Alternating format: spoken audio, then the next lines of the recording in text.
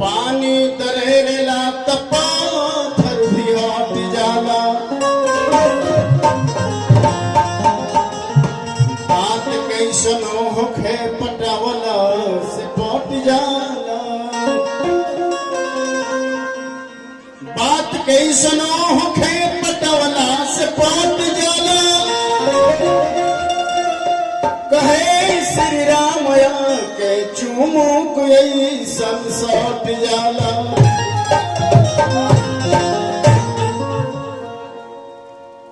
शेर भई तो सवाल हो गई। हमर जीवन महान हो गई। प्यार करहु न पवनी पहिया में बांध के कमल बहुते बवाल हो गई।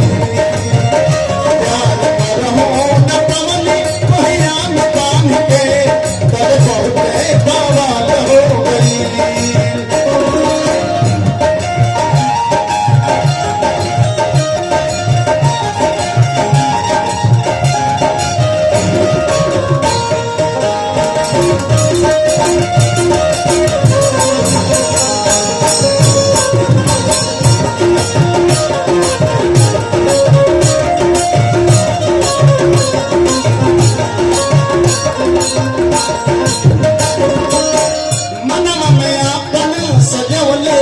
सपना तखनी खवाब मन में गई निकला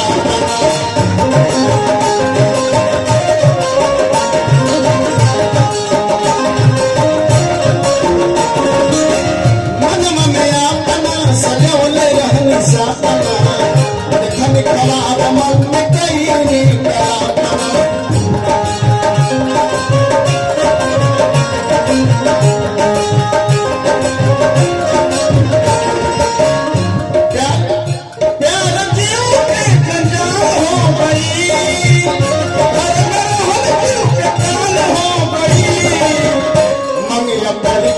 सनोर चांद भइले हमसे तो कमर पागल के हाल हो गई।